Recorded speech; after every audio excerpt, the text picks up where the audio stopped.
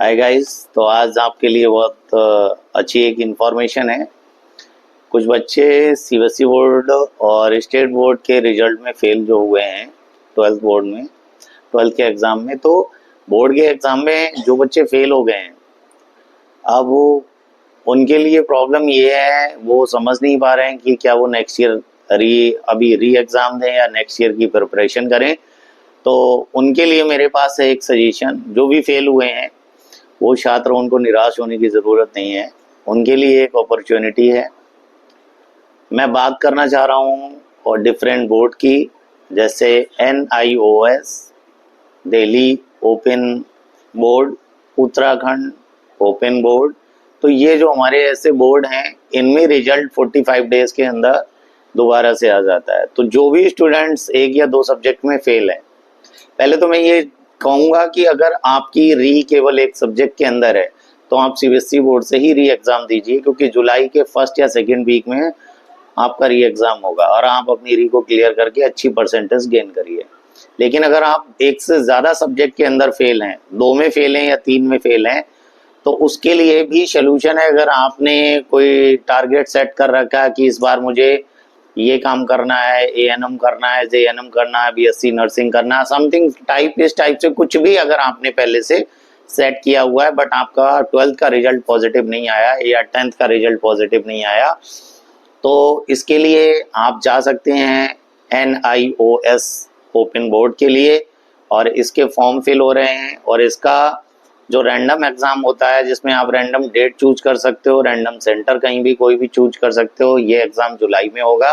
With in 45 days आप अगर कितने भी सब्जेक्ट में फेल हैं, बट आप यहाँ अपने उन सब्जेक्टों का फिर से एग्ज़ाम देके और अपने जो आपका 1 ईयर का टेन्योर है उसको बचा सकते हैं। और इसी साल आप ट्वेल्थ वाले ग्रेजुएशन में, बैचलर में एडमिशन ले सकते हैं, और 10th वाले जिस सब्जेक्ट में फेल हुए हैं उसको प्रमोट करके आगे 11th में एडमिशन लिया जा सकता है।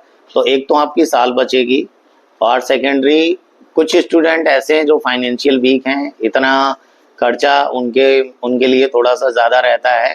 तो है क्या कि एक साल एक्स्ट्रा उनको फीस सबमिट करनी पड़ेगी, स्कूल की फीस सबमिट करनी है, अगेन कॉपी बनानी है, सब कुछ अगेन करना है, तो टाइम भी जाना है और पैसा भी बहुत ज़्यादा खर्च होना है। अगर आपके पास इन सब चीज़ों की प्रॉब्लम आप फेस कर रहे हैं, तो आप जा सकते हैं दिल्ली ओपन बोर्ड के लिए, उत्तराखंड ओपन बोर्ड के लिए, और NIOS जैसे बोर्ड के लिए।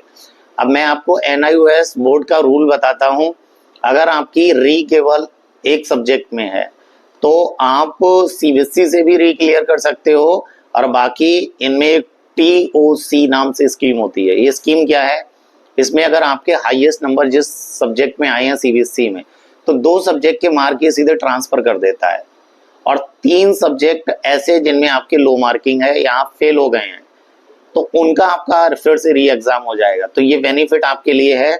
अगर आप किसी एक सब्जेक्ट में फेल हैं, तब भी आपको NIOS के अकॉर्डिंग 3 सब्जेक्ट में फिर से री एग्जाम देना पड़ेगा, और अगर आप 2 सब्जेक्ट में फेल हैं तब भी 3 में देना पड़ेगा, और 3 में फेल हैं तब भी 3 में देना होगा, और 3 से ज्यादा अगर आप देना चाहते हैं तो आप सारे एग्जाम फिर से अगेन दे सकते हैं। तो TOC के अकॉर्डिंग केवल और केवल जो नंबर ट्रांसफर होंगे CBSE से NIOS के लिए, वो केवल 2 सब्जेक्ट के मार्क्स ही ट्रांसफर होते हैं जिनमें हाईएस्ट हो, वो आप अपने मार्क्स ट्रांसफर कर सकते हो, और बचे हुए 3 सब्जेक्ट में आप फिर से एग्जाम दे सकते हो। एक तो फेल वाले में तो एग्जाम देना ही देना है, लेकिन जो 2 सब्जेक्ट जिसपे मार्किंग कम हुई है उसका भी आपको एग्जाम देना पड़ेगा। ये आप चूज कर सकते हो कि आपको किसका दोबारा एग्जाम देना है। इसमें भी एक रेगुलर बेसिस का एग्जाम होता है, एक ये जो रैंडम वाला।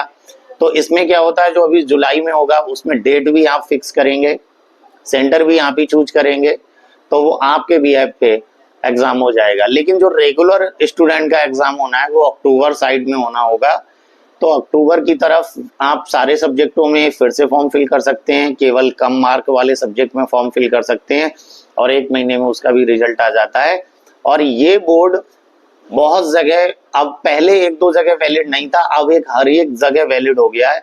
इससे आप गवर्नमेंट जॉब देख सकते हैं। इवन नीट में भी NIOS को अब एप्लीकेबल मान लिया गया है। तो आप नीट के नीट के लिए भी आप NIOS से अगर पास आउट हैं तो जा सकते हैं नीट जैसे एग्जाम के लिए, और गवर्नमेंट इंडियन कोई भी गवर्नमेंट जॉब के लिए आप फॉर्म फिल कर सकते हैं, जिसमें दिल्ली ओपन बोर्ड भी और उत्तराखंड ओपन बोर्ड, ये दोनों ही, और NIOS, ये सारे बोर्ड आपके लिए यूजफुल हैं। गवर्नमेंट जॉब भी सर्च कर सकते हैं, उसमें भी फॉर्म फिल कर सकते हैं और गवर्नमेंट एग्जाम की तैयारी कर सकते हैं। साथ ही साथ आप अपने टाइम को बचा सकते हैं, अपने पैसे को सेव कर सकते हैं और बहुत ज़्यादा एक्सपेंसिव नहीं है। इसकी अगर जानकारी आपको ये अच्छी लगी और तो इस वीडियो को शेयर करिए और लाइक भी करिए, बेल आइकन को दबा के रखिए। सेकेंडरी मैं आपको ये कहूँगा, अगर बोर्ड से रिलेटेड कोई भी प्रॉब्लम है आपको, तो आपको मैं एक कॉन्टैक्ट नंबर बोल रहा हूँ, इस कॉन्टैक्ट नंबर पे आप कॉल करके इंफॉर्मेशन ले सकते हैं। और हमारे यहाँ पे जो इसकी फ्रेंचाइजी की एक टीम भी हमारे साथ काम करती है, तो आपके लिए इसका कॉन्टैक्ट नंबर है 7303010477, और वीडियो के लास्ट में आपको लिंक में भी इसका ये जो इनकी टीम का कॉन्टैक्ट नंबर है आपको मिल जाएगा। तो इस नंबर पे कांटेक्ट करके फ्रेंचाइजी से संपर्क कर सकते हैं।